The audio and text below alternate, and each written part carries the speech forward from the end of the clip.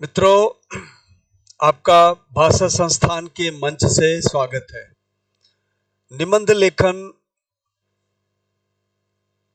हमें अपनी परीक्षा को पास करने के लिए बहुत ही महत्वपूर्ण हथियार है, विशेष करके जुडिशरी की परीक्षा में, क्योंकि जुडिशरी की परीक्षा में लगभग 33% जो है भाषा का हिस्सा होता है।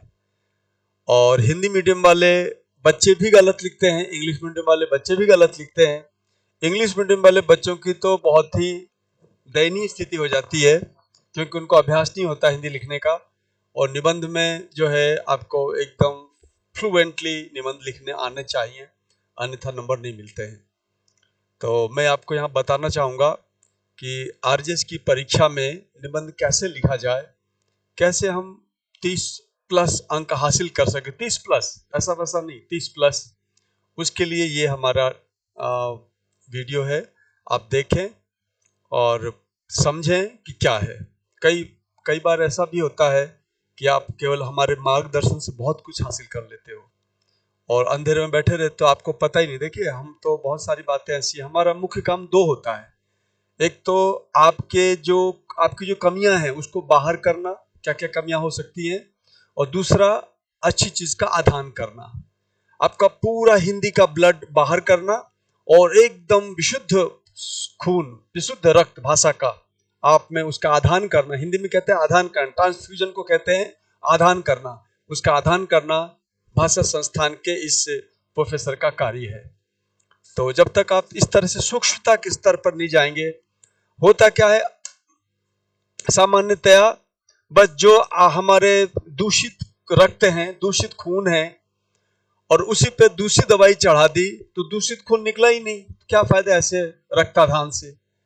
लेकिन मैं रक्ताधान और इसकी बात इसलिए कर रहा हूं ताकि और स्पष्टता हो आपको समझने में। तो हमारे पास जो पहले से हिंदी भाषा के संस्कार हैं, संस्कार क्या हैं? खराब संस्कार हैं, गलत हैं, अशुद्ध हैं, या आप बहुत कुछ पहले से जानते हो, अब हमें थोड़ी सी बात और जोड़नी है। वो सारी बात एक तरह से एक ऑपरेशन, देखो डॉक्टर के पैसे की तरह हमारा पढ़ाने का काम होता है, तब जाके हम व्यक्ति को, छात्र को पंडित बना पाते हैं। तो मैं भाषा संस्थान के इस मंच से निबंध लेखन कैसे किया जाए, क्या किया जाए, इसके बारे में आपको बहुत ही महत्वपूर्ण राय देने जा रहा हूं। अच्छा, एक बात और है, अभी अभी आज ही नंबर डले हैं एपीओ के। तो देखिए, मैं खिलाड़ी क्रिकेट का हूं या फुटबॉल का हूं, किसी के खिलाड़ी हो, स्टेमिना तो दोनों में चाहिए। तो देखिए, आरजेएस की परीक्षा फुटबॉल के खिलाड़ी जैसी है, और जो आपका ये परीक्षा है, एपीयू की परीक्षा है या जेएलओ की परीक्षा है, ये आपका क्रिकेट खेलने जैसा है। देखिए, स्टेमिना दोनों में चाहिए। तो स्टेमिना दोनों में चाहिए का मतलब यह है कि आप में दमखम होना चाहिए, आप फिट होने चाहिए, आप स्वस्थ होने चाहिए। और हमारी यदि स्वस्थता अच्छी है तो हम फुटबॉल भी खेल सकते हैं और हम क्रिकेट भी खेल सकते हैं। दोनों की ट्रेनिंग थोड़ी और लेनी पड़ेगी, बाकी दोनों के रूल्स रेगुलेशन सीखने होंगे और आराम से आप दोनों खेल को खेल सकते हो। स्टेमिना महत्वपूर्ण है, तो दोनों परीक्षाओं में स्टेमिना महत्वपूर्ण है। और स्टेमिना है वो हमारा स्टेमिना यहाँ पे लेखन क्षमता। हम अशुद्धियां इतनी करते हैं, हम चीजों को प्रस्तुत करना नहीं जानते हैं, हमारी प्रैक्टिस कम होती है। जब हम करते भी हैं तो कम समय में प्रैक्टिस कर लेते हैं।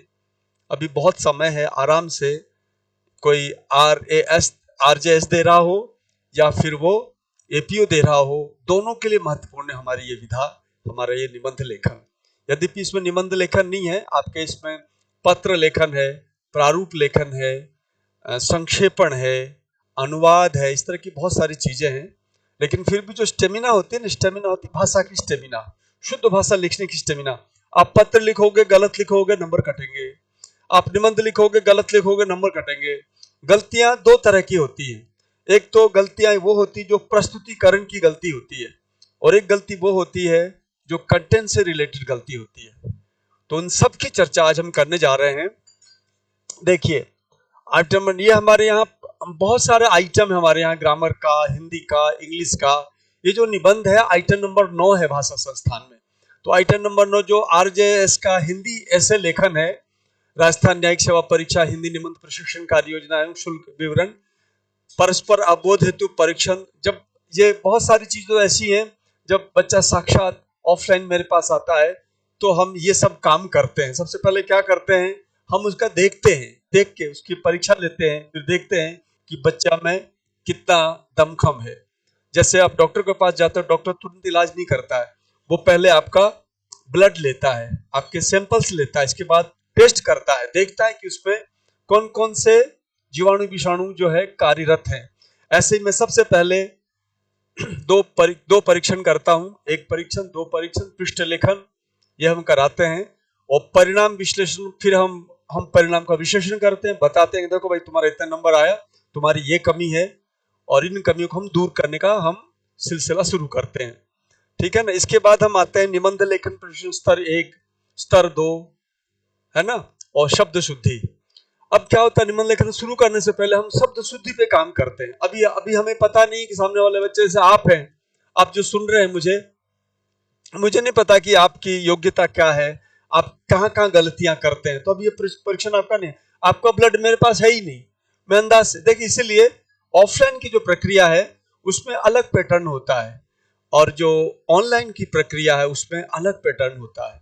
साइकोलॉजिकल सारे इवेंट्स, साइकोलॉजिकल सारी गतिविधियां जो है ना, वो ऑफलाइन में घटित होती हैं, और ऑनलाइन उनके लिए ज्यादा उपयोगी है जो जो सजग है, मोटिवेटेड है।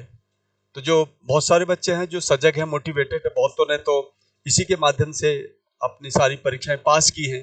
तो अब ये उच्च स्तर पे आने के बाद ऑनलाइन सिस्टम भी काम का है। तो हमारा ये जो सिस्टम है हमारे ऑफलाइन का था।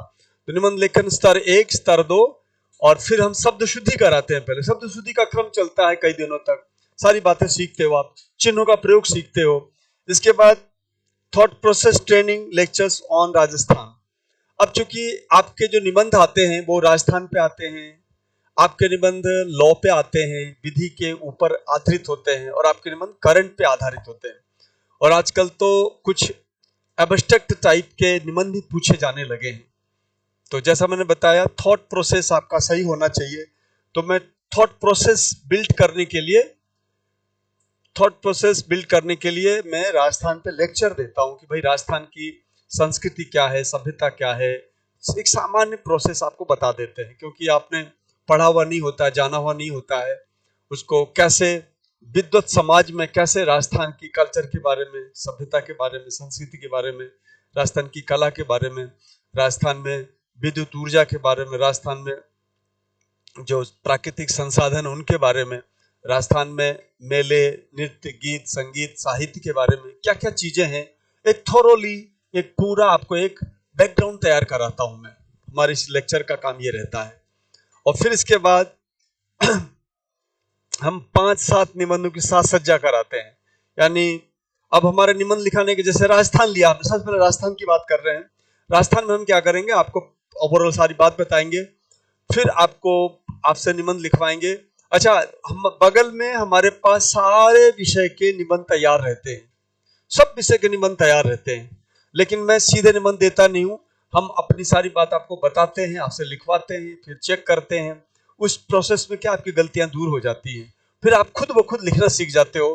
फिर हम आपको निबंध देते हैं, आप मिलान करते हो और एक फाइनल निबंध तैयार कर लेते हो।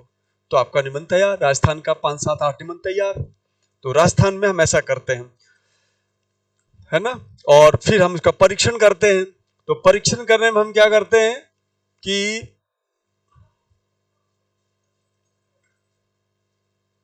परीक्षण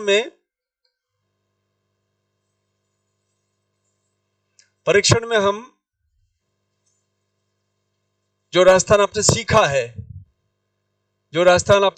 है 5-7 निबंध सीखा, उसकी परीक्षा द्वारा लेखन अभ्यास है, आचार्य द्वारा सूक्ष्मवीक्षण, यथापेक्ष शब्द शुद्धि का अध्यापन एवं अभ्यास कराते हैं हम। ठीक है ना। तो ये चीज हमारी चलती है। तो ये कई दिन चलता है, डिपेंड करता है बच्चा कितने दिन में कर पाता है। तो हम लेक्चर देते हैं, बताते हैं, समझाते हैं, बगल में हम निबंध रखते हैं। हम ऑनलाइन या फिर पोस्ट के माध्यम से सारा निबंध आपको 10 निबंध आपको मिल जाता है। और आपने जो प्रक्रिया अपनाई है, फिर आप टेस्ट देते हो, टेस्ट देने के बाद आपको बढ़िया शानदार निबंध आपको लिखना आ जाता है ना। किसी को कुछ आवश्यकता होती पुस्तक से देखने की, तो किताब हम संदर्भ बता देते, ये किताब देखनी है, पर आपके पास समय नहीं होता किताब देखो, बिल्कुल तैयार शुदा निबंध हम आपको देते हैं, लेकिन इससे पहले उसका पूरा अभ्यास कराते हैं, जैसा मैंने बताया। अब हम आते हैं thought process training lectures on current topics. अब दूसरा टॉपिक हमारा राजस्थान का है, आरजेएस का है, करंट के ऊपर। अब जैसे आजकल बहुत सारे मुद्दे ऐसे हैं जो खूब खूब प्रचलन में है। यूसीसी का मुद्दा है, चुनाव का मुद्दा है, भ्रष्टाचार का मुद्दा है, अभी आप देखिए एक राष्ट्र एक निर्वाचन का मुद्दा है ना। इस तरह की बहुत सारी बातें हमारे पॉलिटिकल लाइफ में, सामाजिक जीवन में, आर्थिक जीवन में चल रहे होते हैं। तो उन पे फिर से मैं क्या करता हूँ, राजस्थान के बच्चों की खास आदत होती है, उनके यहाँ चूंकि जीके का कोई अध्ययन अध्यापन कराने की व्यवस्था नहीं है, क्योंकि उनके पाठ्यक्रम में नहीं है, तो वो उसको पढ़ते नहीं है, देखते नहीं है। तो मेरी जिम्मेदारी होती है कि जीके का हम पाठ कराएं। जीके का मतलब जो भी निबंध लेते हैं, निबंध के बैकग्राउंड क्या है, उस पर जाके उसका क्या कॉन्स्टिट्यूशनलिटी है, उसका संवैधानिकता क्या वगैरह सारा देखते हैं और फिर बच्चों को समझाते हैं।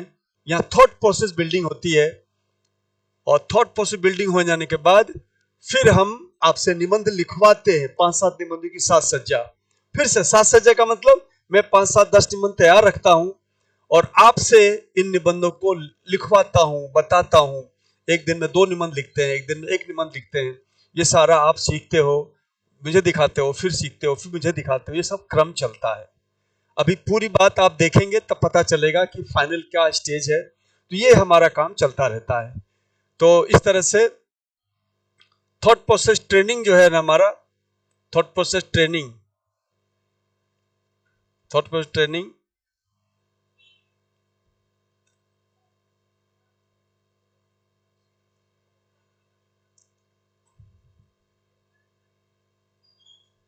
थॉट प्रोसेस ट्रेनिंग लेक्चर हमारा होता है, और फिर आप इसे समझते हो, करते हो।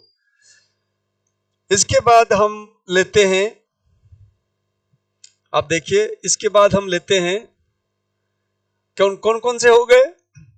अभी हमारे पास थे राजस्थान वाले निबंध, फिर हमने लिया करंट टॉपिक पे आधारित निबंध, फिर आपका पसंदीदा है, पसंदीदा तो है पर आप गलतियां बहुत करते हो, फिर हमारे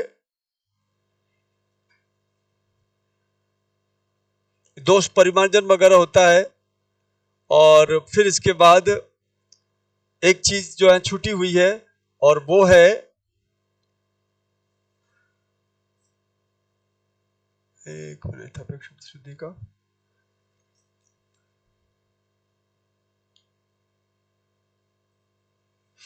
ठीक है ना। इसके बाद हम आते हैं लॉ बेस्ड, विधि पे आधारित हमारे कुछ संबंध का हमारा लेक्चर होता है। इसमें आप बहुत सहज महसूस करते हैं, क्योंकि मैं, हालांकि सहज महसूस तो करते हो, आपको ये मुझे बताने की आवश्यकता नहीं रहती है कि भाई कॉन्स्टिट्यूशन में कौन सी बात कहां पर है, कैसे सर्वोच्च न्यायालय जो है मानवाधिकार की रक्षा की है। तो इतिहास लेता हूं मैं और उपसंहार करता हूं, जो करंट अफेयर्स है, अखबारों की जो बातें हैं वो लेकर के उसे जोड़ देते हैं। रटा रटाए काम नहीं आता, बात समझनी पड़ती है। जैसे आपसे पूछा मृत्यु दंड के, पिछली बार पूछा था मृत्यु दंड के समर्थन में और विरोध में तर्क दीजिए, तो वहां पे आपका लॉ का विषय काम नहीं आता है। आपको दिमाग से सोच के जो सर्वोच्च न्यायालय ने समय समय पर निर्णय दिए हैं, वो सारे केसेस की चर्चा करना वगैरह करके फिर आप निबंध तैयार करते हो। आपसे संवैधानिक निबंध के रूप में आपसे ये पूछा जा सकता है कि भाई बताइए विधि का शासन क्या है। तो विधि का शासन का जो जो मंतव्य है वो पॉलिटिकल साइंस में बहुत अच्छी तरह दे रखा है, आपके लॉ में नहीं है। तो विधि का शासन का शुरुआत किसने किया, स्पिरिट ऑफ लॉ में जो एक विद्वान हुए उन्होंने इस पर बड़ा अच्छा सा लिखा। तो उसकी भूमिका देना, फिर पूरी बात बताना, फिर कैसे, मतलब कुल मिला के देखो, आप चाय बागान के मालिक होंगे, लेकिन चाय बनाना भी तो आना चाहिए। चाय बनाना आपको, आपकी मम्मी को आता है, आपकी बहन को आता है, आपको चाय बनानी नहीं आती है। इसका मतलब ये हुआ कि आप चाय के मालिक हो सकते हैं, आप तमाम चीजों के जानकार हो सकते हैं, पर प्रस्तुतिकरण किसे कहते हैं पता है आपको?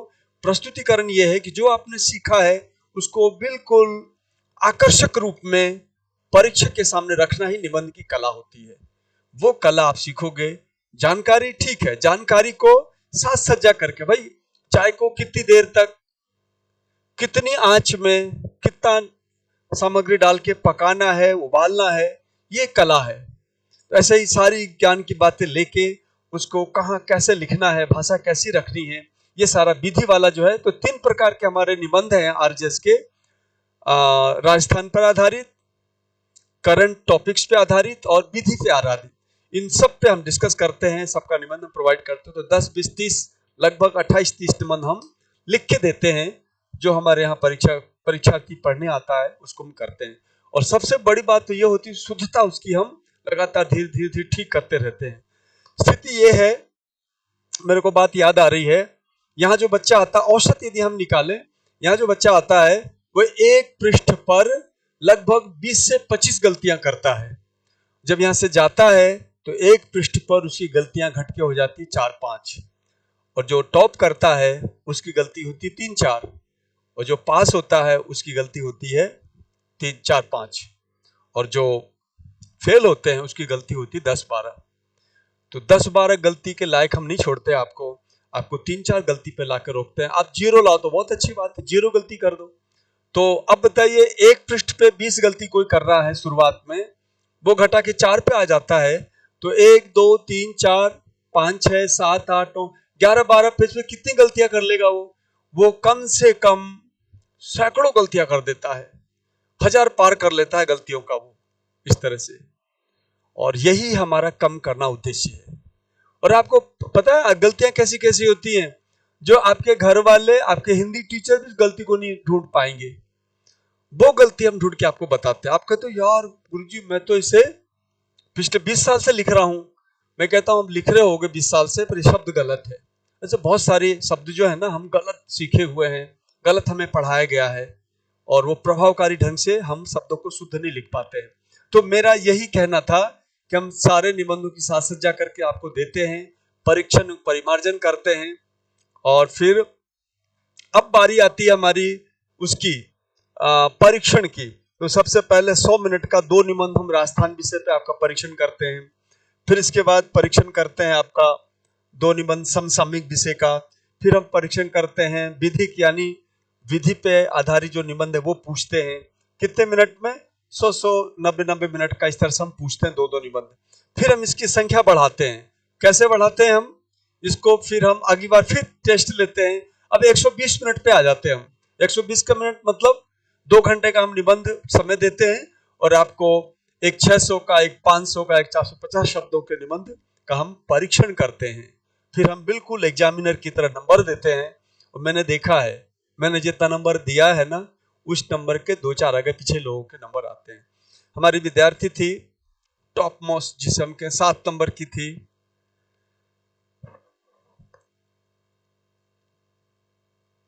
7 नंबर में आई थी, 6 या 7 नंबर था उसका, तो उसका नाम भूल रहा हूं मैं, लवली चंदानी, नाम दिया विद्यार्थी ने, लवली चंदानी जो लड़की थी, उसका 7वां रैंक था, 6वां-7वां रैंक था उसका। उसका भाई थे, उनका भी, उनका थोड़ा नीचे का रैंक था। दोनों पास हुए हमारे यहाँ पढ़ने आए थे। तो आप देखेंगे सबको मैंने तैयार किया, और फिर उनको बहुत सारी, ये तो मैं शुरुआत के टॉपर रैंक इसलिए मुझे याद है, बाकी और नीचे भी बहुत सारे बच्चे हैं यहाँ पे हमारे यहाँ पास होके गए, और पता नहीं कहाँ कहाँ लो पढ़ा था, हमारे यहाँ भाषा के लिए आए और चुपके से बैठ के भाषा की तैयारी की, और देखो 7वें स्थान पे वो सेलेक्ट हुई। तो मेरा ये कहना है कि आप पहले इस निबंध को लिखोगे, और फिर इसके बाद आप फुल लेंथ का जो निबंध है उसको लिखोगे। कितने कितने शब्दों का, 600 का, 500 का, 50 शब्दों का, 450 शब्दों का। और फिर मैं चेक करूंगा। मैं आपको लवली चंदानी का जो कॉपी है वो दूंगा मैं। तो मैं याद कर रहा था, मैं उन्हें उसको 35 नंबर दिए हैं। अब वो उसके 29 या 28 या 29 नंबर आए एग्जाम में। हालांकि इस बार निबंध का बड़ा जद्दोजहद रहा इस वर्ष का, बाकी वो आराम से 30 प्लस नंबर ला रही थी, ला सकती थी, वहां भी लाई होगी, पर जद्दोजहद था इसलिए कम नंबर आए उसके, कम 28 नंबर कम आए। मैं तो कम मानता हूँ क्योंकि मैं जब तक 30 नहीं आते तब तक मैं नंबर को नहीं मानता। तो इस तरह से मैं जब नंबर दे देता हूँ, उस नंबर के आसपास ही नंबर बच्चे लाते हैं। बहुत सारे ऐसे बच्चे हैं, कई बच्चों को कोई होश हवास नहीं था, इंग्लिश मीडियम के थे, 28 नंबर आए, 27 नंबर आए। जो फेल हुए उनके भी 27 नंबर हैं, जो पास हैं उनके तो है ही जो भी है। फिर भी 20 से कम हमारे किसी बच्चे का नंबर नहीं है, सबका 20 से ऊपर है। इस संकट काल में 20 से अधिक नंबर आना, 28 नंबर आना, फेल होने वाले का भी 28-29 नंबर लाना बड़ी बात होती है। मैं तो बड़ी बात मानता हूं। मैं तो कहता हूं इस बार अंग्रेजी में जिन लोगों के 10 नंबर आए, इसका मतलब वो 30 नंबर था। जिनके 5 नंबर आए उनका 15 नंबर था। पता है इंग्लिश मीडियम वाले बच्चों को 0 0 4 4 5 5 नंबर। देखो बच्चे सोचते हैं कि यार नंबर क्यों नहीं आए, तो बच्चे देखो अपने हिसाब से सोचते हैं। ये वकील बातें कर रहे थे कि हम देखेंगे, ये करेंगे, वो कर, अरे भाई वकील साहब, भाषा का मामला अलग होता है। डॉक्टर के मामले में, भाषा के मामले में एक्सपर्ट से राय लीजिए आप। एक्सपर्ट बताएगा कहाँ क्या गलती हो रही है। प्रोफेसर जब जो 30-32 वर्ष से जिसका प्रैक्टिस कर रहा है, वो तो अपने स्तर से चेक करेगा। मैं तो जब मैंने बताया ना, आप जब आओगे निबंध लिखोगे तो मैं एक पेज में कम से कम 20-25 गलती आपको बता दूंगा। 20-25 गलती, औसत गलती 20-25। अब कोई 10 करता है, कोई 15 करता है, कोई 25 करता है, कोई 30 करता है, कोई लिख ही नहीं पाते, वो अलग बात है। औसत भी निकालते तो 20-22 गलती बच्चा करता ही करता है। तो मैं चेक करता हूं। तो मैंने लवली चंदानी का नाम इसलिए लिया क्योंकि उसके 35 नंबर मैंने अपने हाथ से दिए हुए, उसकी कॉपी है।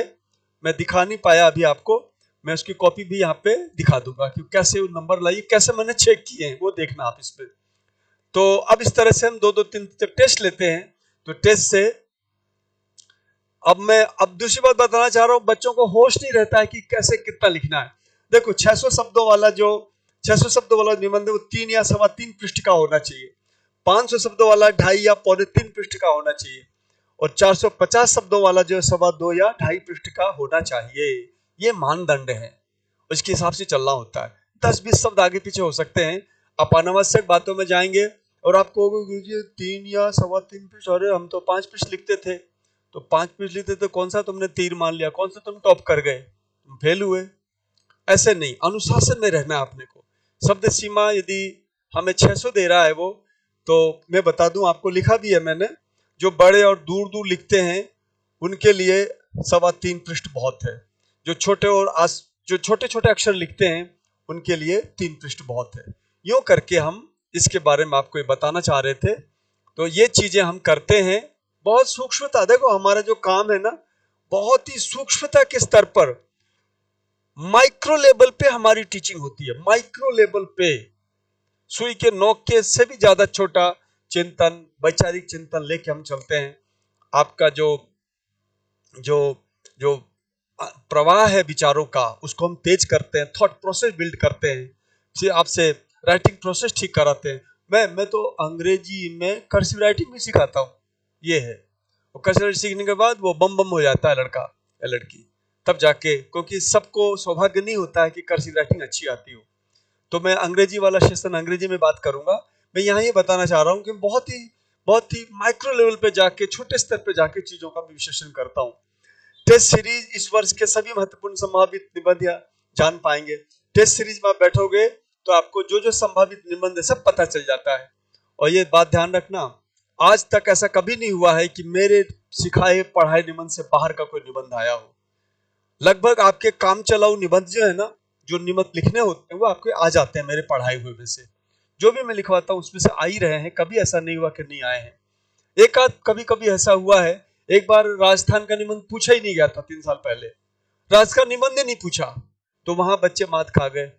इस बार थोड़ा एब्स्ट्रैक्ट नेचर का निबंध आ गया है ना, चंद्रयान पे निबंध आ गया, तो उस पर थोड़े बच्चे तैयार नहीं थे। लेकिन जिनको आता था, देखो जो लोग बच्चे अभ्यस्त हो चुके हैं लिखने के, वो तो लिख के आए, कुछ ना कुछ लिख के आए। और इस बार निबंधों का जो ग्राफ नीचे गिरा था उसका सबसे बड़ा कारण यही था। एक तो सबसे अच्छे प्रोफेसर ने चेक किया, मैं तो उसकी चेकिंग की जो व्यवस्था थी उससे दंग रह गया।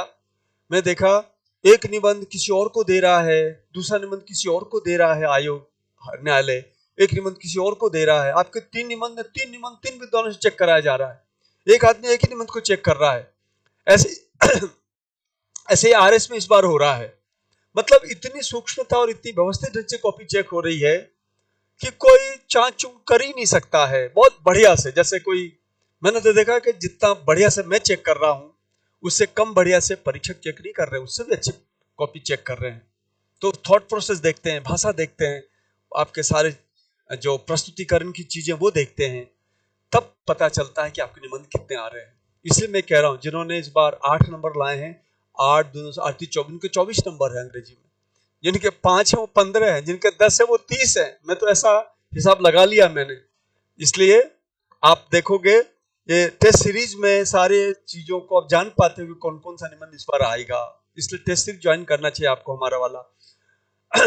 टेस्ट सीरीज में लगभग 20 निबंधों में संभावित लगभग 1500 गलतियां बाहर हो जाएंगी। एक बात और सुनो आप, हम जब निबंध का टेस्ट लेते हैं ना, तो लगभग आप 15-20 दिन में 1500 गलतियां दूर कर लेते हो। इसका शुल्क वगैरह का लिखा हुआ है, वो देखेंगे, वो तो पिछला शुल्क है ये। साथ ही शब्द अनुच्छेद, विचारों, भावों तथा विषय वस्तु की कमियां दूर कर सकेंगे। ये सारी बातें हो सकती हैं जब आप टेस्ट सीरीज ज्वाइन करते हो। तो मेंस जब तैयारी करते हो आप, तो आपकी गलतियां जो मैंने बताया ना, शुरू में बताया मैंने, आपकी जो गलतियां है ना, सारी गलतियां मुझे दे दो, मैं भगवान शिव की तरह सारी गलतियों को पी जाऊंगा आपका, और आपको अमृत दूंगा, शुद्ध भाषा दूंगा। शुद्ध भाषा देखेगा परीक्षक, कहेगा वाह रे वाह क्या बात है। आजकल के छोरे, आजकल समस्या क्या है, ये कंप्यूटर और टैबलेट और ये जो हमारे मोबाइल्स है ना, हमारा सत्यानाश कर रखा। लिखने की तो हम आदत ही भूल चुके हैं, और हर एग्जाम में हिंदी लेखन, इंग्लिश लेखन आ रहा है, तो वो कमियां हम दूर करते हैं। देखो टाइम तो देना पड़ेगा। ये मैंने उसकी बताई खासियत, किसकी, ये हमने खासियत बताई आपको टेस्ट सीरीज की। अब हम आते हैं आइटम नंबर 9 का ही, आरजेएस हिंदी निबंध के बारे में। ये कैसे हम करते हैं मैं थोड़ा डिटेल में जाऊंगा। देखो, जब आप निबंध सीखते हो, ध्यान से सीखना, जब हम निबंध लिखते हो तो 2 तरह की बातें होती हैं। दिख रहा है क्या?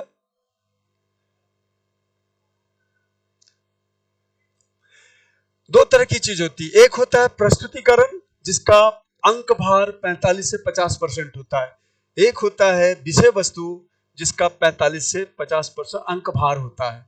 यानी आप प्रस्तुतिकरण आपका अच्छा है तो आपके 10 में से 4 या 5 नंबर का हकदार बनते हो आप, और यदि आपकी विषय वस्तु अच्छी है तो आप 4-5 दोनों मिला के 10 नंबर का निबंध आपका बन पाता है। जैसे 20 नंबर का कोई निबंध है तो 20 नंबर में से आपका 10 नंबर इसका, 10 नंबर इसका बनता है। थोड़ा 10 नंबर से थोड़ा सा कम बनता है। और किसका किसका बनता है, तो देखिए शेष 10% दोनों का समन्वय होता है। विषय वस्तु का प्रस्तुति का समन्वय, तब जाके 10, यानी पूरा निबंध जो आपका 100 नंबर में हम चलेंगे, 100% मान के चलते हैं। 100 नंबर का जो निबंध है उसमें विषय वस्तु के 45% और प्रस्तुतिकरण के 45%, ठीक है ना। और 10 नंबर जो है दोनों के समन्वय का होता है। ये हमारा रिसर्च बेस्ड हमारी ये बातें हैं। अब देखिए, आप कहेंगे साहब प्रस्तुतिकरण में क्या क्या शामिल करते हो आप, तो देखिए प्रस्तुतिकरण में हम, ये देखो प्रस्तुतिकरण में हम चित्र, ग्राफ आदि का निर्माण। अब पता है आरजेएस वाले तो जानते ही नहीं इसका निर्माण करना। मेरा एक स्टूडेंट है अंशुमान, वो फुल चित्र ग्राफ का प्रयोग किया। इस बार उसका 66वां स्थान था, हिंदी मीडियम सेलेक्ट हो गया अंशुमान। तो मैंने देखा था उसने जो है चित्रग्राफ का प्रयोग किया, करता है वो। चित्रग्राफ का प्रयोग वैसे तो बच्चों को आता नहीं है, लेकिन कई बच्चे ऐसे होते हैं जो चित्रग्राफ का प्रयोग यदि प्रयास करें तो अच्छा कर सकते हैं। तो चित्रग्राफ का प्रयोग कीजिए। अब जैसे भारत के विषय में आप कुछ बताने जा रहे हो, तो भारत का नक्शा बना दो, छोटा सा कॉपी पे बना के उस चीजों को दिखा दो। इसी को कहते हैं फ्लो चार्ट बना दिया आपने। आप कोई और चीज बताने जा रहे हैं तो ग्राफ बना दीजिए, फ्लो चार्ट बना दीजिए।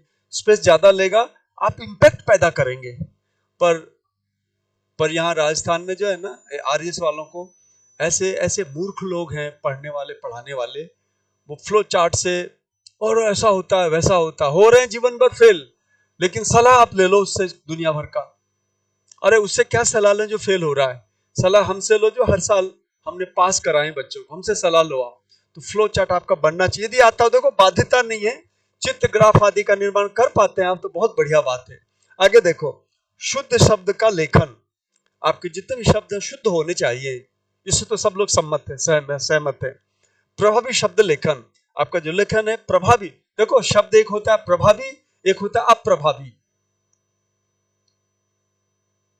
आप यदि बोलते हैं मजा आ गया, ये अप्रभावी शब्द है, बेकार शब्द है, समझे। बदमाशी शब्द लिखा, अप्रभावी व्यर्थ का शब्द है ये। आप मजा के स्थान पर आनंद लिखिए, प्रभावी शब्द है ना। आप फैसला लिखिएगा तो फैसला के स्थान पे अधिनिर्णय लिखिए, मजा आ जाएगा। तो अधिनिर्णय, अधिनिर्णय प्रभावी शब्द है। फैसला दिया, ये बेवकूफ सा शब्द है, कोई प्रभाव नहीं। अब तो राजस्थान सरकार ने विधेयक पारित करके या कार्यालय आदेश पारित करके सारे पुलिस के विभाग को कहा है कि भाई उटपटांग जो फारसी के शब्द हैं उनको सबका प्रयोग बंद करो पुलिस प्रशासन में। अब न्यायालय वाले तो क्या है, स्वतंत्र हैं। अब हाई कोर्ट इस पे एक्शन लेगी तो ठीक करेगी तो अलग बात है। पुलिस वालों को निर्देश आ चुका है कि तुम फैसला लिखना बंद करो, निर्णय लिखो, अधिनिर्णय लिखो। इस तरह का मैं बताना चाह रहा था कि कौन सा शब्द प्रभावी है, कौन सा शब्द आपका बकवास है। तो बकवास शब्द नहीं, प्रभावी शब्द आपको लिखना। और आप यहाँ भाषा संस्थान में आपको तमाम प्रभावी शब्दों की पूरी सूची मिलेगी, आपको खूब लिखिए डट के। निबंध एक वो प्रक्रिया नहीं है जो बच्चे सोचते हैं। जो बच्चा हमारे यहाँ हिंदी में निबंध लिख लेता है, कर लेता है, सीख जाता है, उसके अपने आप उसके जो लॉ के पेपर उसमें नंबर बढ़ जाते हैं। क्यों? उसे हिंदी लिखनी आ जाती है। और जो बच्चा इंग्लिश पढ़ लेता है मेरे यहाँ, वो इंग्लिश में जो लॉ लिखता है, वो लॉ का पेपर भी तो फारसी में थोड़ी लिखेगा, लॉ का पेपर भाषा में लिखेगा ना। तो भाषा कौन सी लिखेगा? वही बकवास भाषा लिखेगा। तो बकवास भाषा लिखोगे तो नंबर कम आएंगे। मैं कहता हूँ भाषा आपकी अच्छी है और उससे आपके आधा आधा नंबर बढ़ रहे हैं। 10 क्वेश्चन में आपके कितने 5 नंबर बढ़ गए। तो जो पास हो रहा है वो 2-10-12 नंबर ज्यादा ला रहा है, जो फेल हो रहा है 2-10 नंबर कम ला रहा है।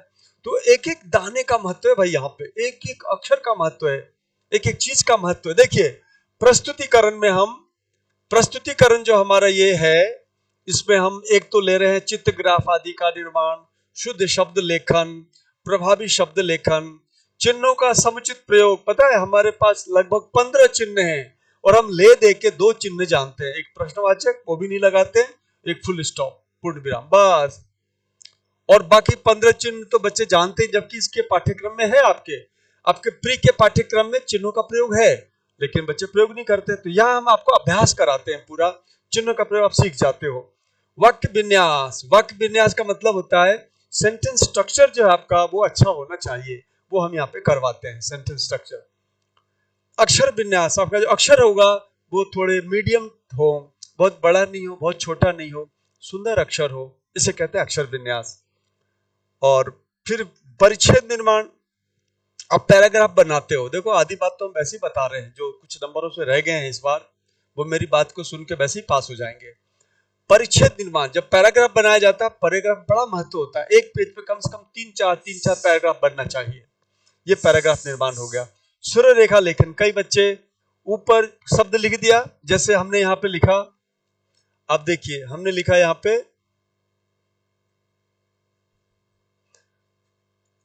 हमने लिखा मोहन, ये देखिए हमने लिखा मोहन, तो ये इसको कहते हैं शिरोरेखा। ऐसा लगाना बहुत जरूरी है, यदि ऐसा लगाएंगे तब जाके शिरोरेखा युक्त शब्दों माना है। कई बच्चे नहीं लगा पाते हैं, नहीं ध्यान दे पाते, इसका भी महत्व होता है, क्योंकि शब्द बनते ही नहीं बिना शिरोरेखा के। ये महत्वपूर्ण चीज है हिंदी के लिए। और फिर इसके बाद बोलचाल एवं अप्रभावी शब्दों से दूरी, जो बोलचाल के शब्दों से दूरी बनानी है, जो शब्द प्रभाव नहीं डालते हैं उससे दूर रहना है। आप फिल्मों के शब्द, बोलचाल के शब्द डालोगे उसका कोई प्रभाव बैठता नहीं है। इस तरह से हम इन चीजों को करते हैं, तब जाके आपका निबंध जो है ना प्रस्तुतिकरण वाला शानदार आपका हो पाता है। ये चीज है। तो देखिए, ये था पैराग्राफ, ये आपका ये क्या था, ये प्रस्तुतिकरण में हम 40-50% जो नंबर लाते हैं इन वजहों से लाते हैं। इसके बाद देखिए विषय वस्तु। विषय वस्तु क्या भले, देखिए भाई विषय वस्तु क्या है उसको देखिए। तारतम्य स्तरीय लेखन, आपके पूरी पद्धति में, पूरे निबंध में तालमेल हो आपस में। यहाँ वाली बात का संबंध लास्ट वाली बात से हो, शुरुआत वाली बात लास्ट वाली बात, शुरुआत में भूमिका होती है, लास्ट में उपसंहार होता है, उनके बीच में बहुत सारी चीजें होती है, सबका आपस में तालमेल होना चाहिए। ये नहीं कि एक जा रहा है दिल्ली, एक जा रहा है मुंबई, ऐसा नहीं होना चाहिए, सब में तालमेल होना चाहिए। मानवता परक तार्किक लेखन, और आपका जो लेखन है, देखिए हमारा जो संविधान है, हमारे जो जजेस डिसीजन देते हैं, हमारा जो सिस्टम है, हम बड़े विचित्र सिस्टम में रहते हैं। हमारा समाज जात को मानता है, हमारा समाज छुआछूत मानता है, हमारा संविधान ऐसा नहीं मानता, हमारा कॉन्स्टिट्यूशन ऐसा नहीं मानता, हमारा कानून ऐसा नहीं मानता, और हम बीच में हैं। हम कानून और समाज के बीच में है, और हम समाज के या तो किसी न किसी वर्ग से है हम, तो सामाजिकता प्रभाव हम पे रहता है। आप जितनी ज्यादा सामाजिकता को छोड़ेंगे उतना बढ़िया आपका निबंध होगा। आपको संवैधानिकता पकड़नी है, संविधान को पकड़ना है। समाज की घिसी पिटी बातें पकड़ के रहोगे, आपका अंकन कम होगा, इंटरव्यू में नंबर कम आएंगे। तो मेरा ये कहना है, मानवता पर एक तार्किक लेखन होना चाहिए, लॉजिकल होना। ये नहीं कि आप रिपीट कर रहे हैं, फिर आपको ऐसी बात लिख रहे हैं जो जो जातीयता का बोध कराता है, या फिर कोई ऐसी बात लिख रहे हो जो महिला के बारे में कुछ ज्यादा ही आप पक्ष ले रहे हो, है ना। आप अनावश्यक तर्क दे रहे हो। भाई तर्क तो खूब बिखरा पड़ा है, सर्वोच्च न्यायालय ने, बड़े बड़े जजेस ने, बड़े बड़े वकीलों ने, बुद्धिजीवियों ने सब पे तर्क दे रखा है, कर रखा है। तो उन तर्कों को लीजिए, समझिए, डिस्कस कीजिए और तर्क परक अपना लेखन कीजिए। ये लेखन तर्क परक लेखन कहलाता है। संवैधानिक मूल्य के अनुरूप हो। हमारा जो संविधान है वो किस वैल्यू को महत्व देता है आपको पता है? हमारा संविधान जाति विहीन समाज की स्थापना का सपना देखता है। हमारा संविधान ऐसा विलक्षण है, विचक्षण है कि आने वाले 100 साल तक इसकी प्रासंगिकता बनी रहने वाली है। 100 साल तक इतना वैज्ञानिक, इतना मानवतावादी संविधान है। और हम क्या है? हम गुजर हैं, हम जाट हैं, हम ब्राह्मण हैं, हम एससी हैं, हम एसटी हैं, हम ये हैं, हम वो हैं। संविधान इससे ऊंचा है। तो हमारी जो अपनी पहचान है वो दिखती है तो वो बड़ा बड़ा बुरा लगता है। फिर आप ऐसे जज की कुर्सी बैठने जा रहे हो जहां पे बिल्कुल संविधान के अनुसार आपको निर्णय देना है। ऐसी स्थिति में ये चीज विशेष तौर पे आपको ध्यान रखना होता है। संवैधानिक मूल्यों के अनुरूप लेखन होना चाहिए। अच्छा, सबसे बड़ी बात, अभी देखिए वो पे सत्ता परिवर्तित हुई अमेरिका में, तो कोई डेमोक्रेट है, कोई रिपब्लिकन। जजेस भी डेमोक्रेट और रिपब्लिकन है, लेकिन कुछ जज ऐसे हैं न तो डेमोक्रेट है न रिपब्लिकन है। हालांकि इनकी नियुक्ति रिपब्लिकन अपने समय में रिपब्लिकन माइंडसेट वालों को करते हैं, डेमोक्रेट वाले अपने समय डेमोक्रेट माइंडसेट वालों को करते हैं। तो बड़ी विचित्र वहां की व्यवस्था है। लेकिन देखो इन्होंने जो है, जो व्यवस्था दी थी कोर्ट ने, इन्होंने, ट्रंप ने उसको तुरंत जज साहब ने हटा दिया। उनको मौका दिया कि भाई ये नहीं चलेगा, संविधान का अनुच्छेद 14 जो है ये इसका उल्लंघन करता है, आपका स्टेटमेंट। तो इस तरह से जो जो जजेस होते हैं उनका मूल्य, उनका चिंतन, मानवता परक, संविधान परक जो उनका चिंतन वगैरह है वो बड़ा महत्वपूर्ण है ना। अमेरिका को इतना ताकतवर मानते हैं, और अगला जो है ना, देखो क्रिश्चियनिटी के बेस पे शपथ लेके वो सारी चीजें कर रहे हैं। संविधान धर्मनिरपेक्ष कहते हैं अपने को, लेकिन सरेआम उन्होंने जितने भी लोगों को नियुक्त किया है इस बार, सारे के सारे ओल्ड टेस्टामेंट के अभ्यासी और ओल्ड टेस्टामेंट को पूरे वर्ल्ड में लागू करने के हामी उनके मंत्रीगण हैं। हमारे यहाँ कम से कम ऐसा नहीं होता है। आगे देखिए, तो हम जो लिखेंगे संवैधानिक मूल्यों का अनुरूप लेखन करेंगे। अच्छा, आंकड़ों का सटीक प्रयोग एवं विश्लेषण। जब आप आंकड़े लेते हो, एक तो देखो आंकड़े की दरिद्रता रहती है। आरजेएस वाले जितने भी साथी आते हैं ना, बहुत कम बच्चे होते हैं जो आंकड़े पे ध्यान रख पाते हैं। तो आंकड़ों की दरिद्रता इसलिए रहती है क्योंकि जीके हमारे पाठ्यक्रम में नहीं है। तो हम आंकड़े देते हैं और आंकड़े का सही ढंग से उसका विश्लेषण करते हैं, बताते हैं, तब जाके हमारा निबंध शानदार बनता है। संबद्ध विषय के पारिभाषिक शब्दों का प्रयोग, है ना। हमारा जो जो निबंध लेखन होता है उसमें पारिभाषिक शब्द होने चाहिए अधिक से अधिक, राजनीति के, लॉ के, है ना। तो बहुत सारे शब्द ऐसे हैं जो विधि शब्दावली आयोग ने, वैज्ञानिक शब्दावली आयोग ने बना रखे हैं, उन शब्दों का हमें प्रयोग करना चाहिए इसमें।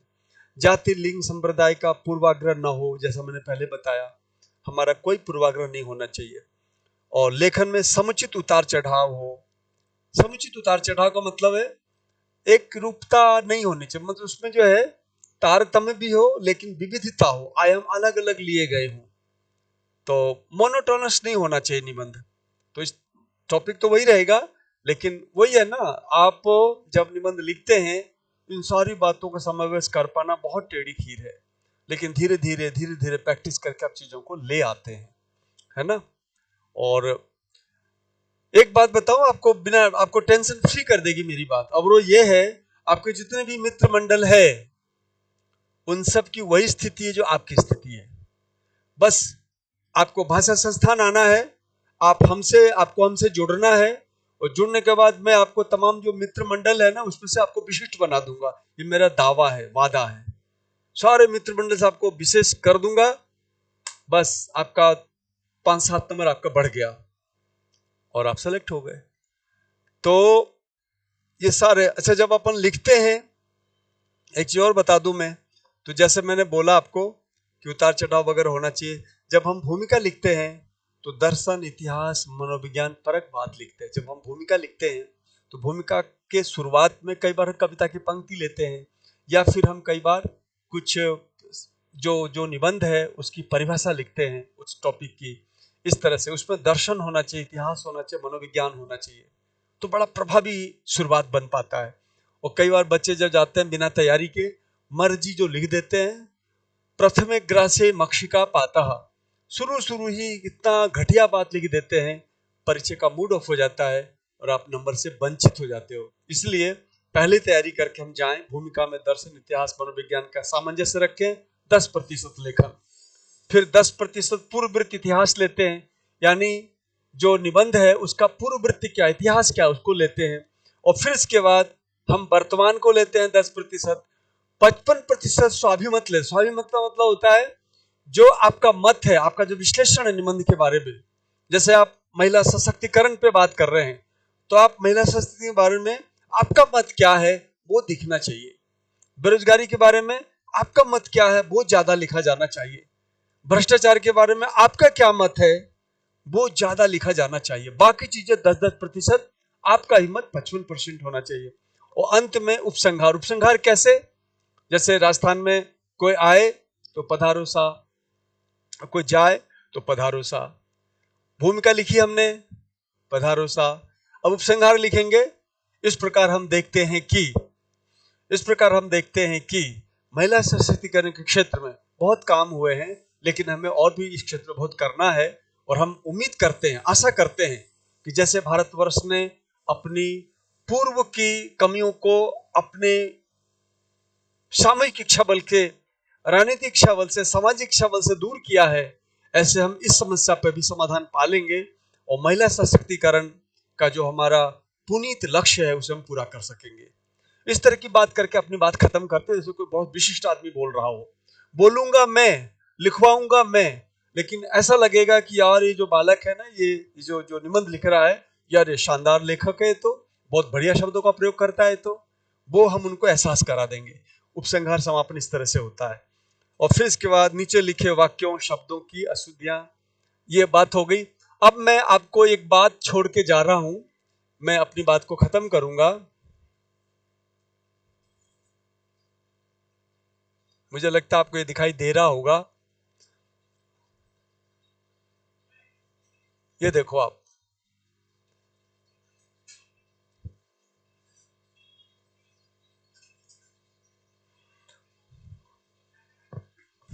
ये मैंने एक 15-20 वाक्य लिए हैं, और आप इस वाक्य के बारे में क्या सोचते हो, यानी आप इसको कैसे सोचते हो, क्या क्या गलतियां हैं, खास करके कितनी गलतियां हैं, वो गलतियां आपको पता करनी है। और पता करने के लिए आपको लगे कि साहब इसमें ये गलत है, ये गलत है, ये गलत है, उन सब को हो सके तो हार्ड कॉपी निकाल लो, या फिर आप यदि मोबाइल पे या अपने टैबलेट पे से कर सकते हैं तो गोला मार के आप इसे रखिए, देखिए, समझिए और बताइए आपने कितनी गलतियां ढूंढी हैं। मैं आपको इसकी गलती वापस भेजूंगा, इसमें कितनी गलतियां हैं। पहले ईमानदारी से देखना है। वही ब्लड जो हम सैंपल लेकर के फिर बताते हैं कि आपकी इतनी गलती है, आपका ये बीमारी है, तो ऐसे ही हमने जो ये चीज बनाई है, इसमें आपको क्या करना है कि आप इसमें गलतियां ढूंढें। आप कितनी गलती ढूंढ पाते हैं, इसके बाद मेरे द्वारा प्रेषित किया जाने वाले उत्तर को देखें, फिर आप पाएंगे कि आपको कितनी हिंदी आती है, आप अशुद्धियां कितनी पकड़ पा रहे हैं। क्योंकि जब हम निबंध पे जाते हैं ना, तो सबसे पहला काम हमारा होता है ये शब्द शुद्धि का काम, सब काम बिगाड़ देता है। शुद्ध शब्द लेखन यदि नहीं है तो हम 40-50% का नुकसान खा जाते हैं। तो ये भी सही हो, ये भी सही हो, हमारा शुद्ध शब्द शुद्धि जो है वो इस पे आधारित है। इसकी बात तो हम कर ही नहीं रहे फिलहाल, क्योंकि ये हमारा, जब हम आपके सम्मुख होंगे, जब हमारे पास आओगे, या फिर आप ऑनलाइन जब हमसे सीखोगे, तब मैं इस पर पूरी बात बताऊंगा। अभी फिलहाल शब्द कैसे शुद्ध लिखे जाएं, उसके लिए हमें देखना तो पड़ेगा ना कि आपको पहले से कितना आता है। इसके लिए हमारे पास ये चीज है। इसमें आपको क्या करना है, आपको देख के बताना है कि आप कितना इसमें शुद्ध कर पा रहे हैं। तो ये मैं यहाँ पे रख देता हूँ आपके सामने। ये 6 वाक्य तो ये हैं। मैं अभी इसको हटाऊंगा तो कुछ वाक्य और भी हैं। उन दोनों को बैठ के बढ़िया से आप गोले लगाओ, या कॉपी पे नोट करो कि ये गलत है, ये गलत है, ये गलत है। और अंत में आप मेरे उत्तर को देखना है कि आपने कितनी गलतियां सही से ढूंढ पाए हैं। देखिए, इसके बाद हम ले रहे हैं 6 के बाद, ये देखो, फिर मैंने 6 के बाद 17 वाक्य तक हमने लिया है ना। 17 वाक्य देखिए। नक्सलवाद देश का अहम मुद्दा है, इंसान को इनकार करना भी आनी चाहिए। पंडित नेहरू महात्मा के अनुयायी थे। तमोगुणी नहीं सतोगुणी समाज को कुछ देते हैं। सभ्यता व संस्कृति अंतर संबंधित है। संस्कृत वांग्मय या वांग्मय, दोनों में से कौन सा सही है ना। भारत ही नहीं विश्व का धरोहर है। आपको मालूम नहीं कि उनकी माँ की तबीयत खराब है ना। न्यायिक पुनरावलोकन का संबंध सर्वोच्च न्यायालय से है। बेटा की दुर्वस्था देखकर पिताजी बहुत द्रवित हुए। ऐसे मैंने वाक्य लिखे हैं और आपको बताना है कि साहब ये गलत है, ये गलत है। कुछ गलतियां तो नजर आ रही होंगी आपको, उन सारी गलतियों को आपको ढूंढना है, बहुत सूक्ष्मता से ढूंढना है। धरती भर भी कोई शब्द गलत है, कोई बिंदी गलती है, तो आपको उसे अंडरलाइन करना है, बताना है। 17 तक देख लिया आपने। इसके बाद आगे देखिए, हमारे पास समापन है। 17 के बाद जो है ना, ये समापन आ गया। ये देखो,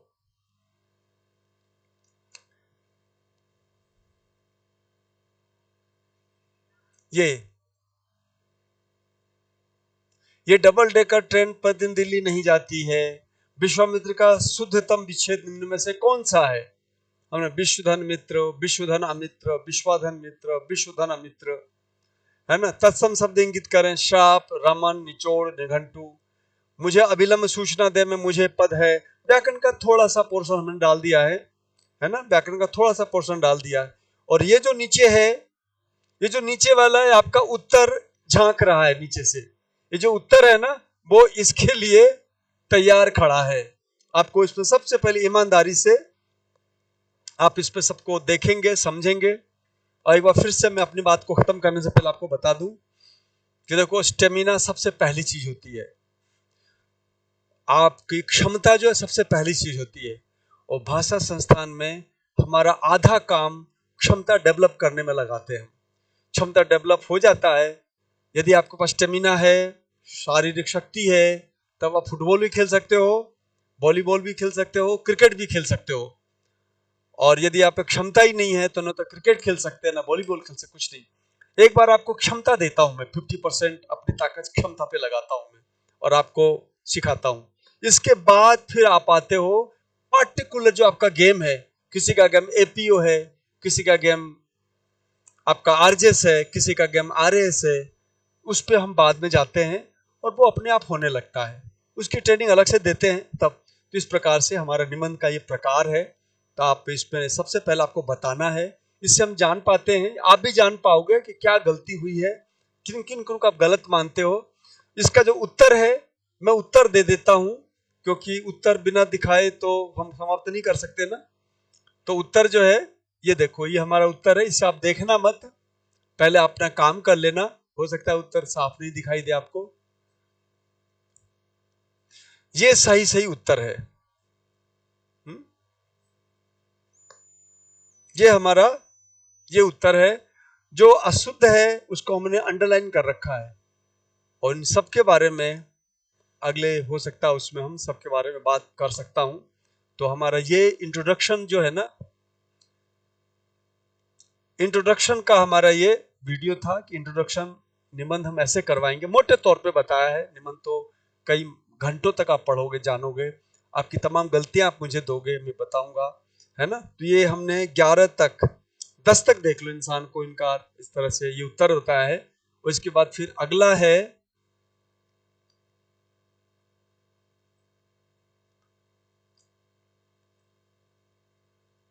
अगला देखो ये है 20 तक, 20 तक की बात आ गई, ये चीज आ गई, है ना। ये उत्तर है उसका, और फिर इसका उत्तर दे रखा हमने, ऐसी बात नहीं कि उत्तर नहीं दिया हो। और फिर इसके बाद आप इसको देख लिया ठीक से। अब शुद्ध का जो अंतिम भाग है उसे और देख लो आप, तो आप पाएंगे कि हमारा जो उत्तर हमने पूछा था वो सारा हमारा उत्तर इस प्रकार से यहाँ पे उपस्थित है। यदि आप 10 ला रहे हैं तो 10% है, 20 अशुद्धियां ढूंढी तो 20% आप हिंदी जानते हैं, यदि आप 30 अशुद्धियां ढूंढी 30% हिंदी जानते हैं, 40 ढूंढा है तो 40% अशुद्धि जानते हैं। इसमें कितनी अशुद्धियां क्या है इसके बारे में जो है ना, इसी में उत्तर दे दिया है, आप देख सकते हो। और साइड में मैंने कुछ बात लिखी है, वो महत्वपूर्ण है, देखो। प्रश्न पत्रक में वस्तुतः 100 अशुद्धियां थी, इस तरह से बता रखा है सारा। अब ये इसमें क्या है, ऑनलाइन में यही चक्कर है, हम पूरा जो साइकोलॉजिकल जो जो गेम होता है वो कर नहीं पाते हैं। हमें उत्तर देना आवश्यक है, आप कहोगे उत्तर क्या होगा, आपने इतने सारे बता दिए, तो अब इसका कोई मतलब नहीं रहा। लेकिन आप पर सीख सकते हो, आप ढूंढोगे आपको नहीं मिलेगा, 100 गलती नहीं, कई बच्चा 10 ढूंढेगा, कोई 15 ढूंढेगा, कोई 20 ढूंढेगा, 100 गलती तो कतई नहीं मिलेगा उसको। और इसमें आपको लगेगा ये ऐसे कैसे कर दिया, आप कहोगे सर आपने आपने ऐसे कैसे बोल दिया कि ये सतत, तो आप पता है आपको क्या करते हो, आप कहोगे सर सतत में तो हमने तो हलंत देखा है, सतत में हमने तो हलन देखा है सर। तो आपकी क्या है, टाइम लगेगा। जो प्योर और बढ़िया दूध होता है ना, वो पचता नहीं है शुरू में, तो हमारी क्लास पचती नहीं लोगों को। सतत में हलंत कैसे हो गया सर, हमने वहां देखा है। अरे यहां वहां देखने से क्या मतलब है, जो सर्वोच्च न्यायालय का निर्णय है वो भारत में मान्य है।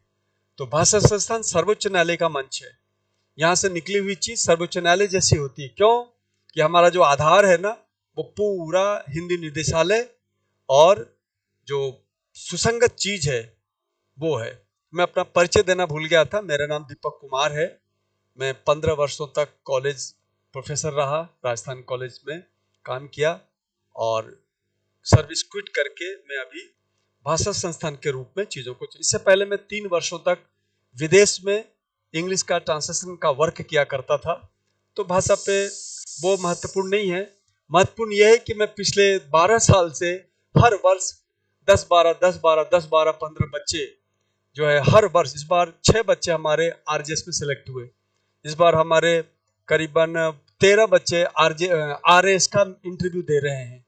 और हमारी कोचिंग छोटी सी, ज़्यादा बड़ी नहीं है, हम ज़्यादा पॉपुलर भी नहीं, अब हमने ऑनलाइन अपने को किया है तो बच्चे जुड़ रहे हैं हमसे। तो ये चीज़ है, तो हम क्या है, क्वालिटी से समझौता नहीं करते। अब तक जो आप पढ़ते रहे हो ना, वो बिल्कुल भी उस मर्ज की दवा ही नहीं थी जो हमें चाहिए थी, हम हवा हवा में चल रहे थे। असली चीज ये होता है, जो पद्धति बताई है मैंने उसे आप देखेंगे, मैंने यहाँ लिखा हुआ है, देखिए 100 गलतियां हैं, क्या हैं, तो क्यों है, कैसे है, इस पे यदि कुछ प्रश्न आएंगे मैं उत्तर दूंगा। तो आज के लिए इतना बहुत है। ये हमने निबंध कैसे लिखा जाए इस पे आपको एक प्रस्तुति दी है। हमारे यहाँ ऑफलाइन ऑनलाइन दोनों बैच चल रहे हैं, चलेंगे, है ना। अभी एपीओ का शानदार बैच चल रहा है, उससे संबंधित भी चीजें आप ले सकते हैं, कर सकते हैं। आपने हमारा साथ दिया। आपको बहुत बहुत साधुवाद, धन्यवाद।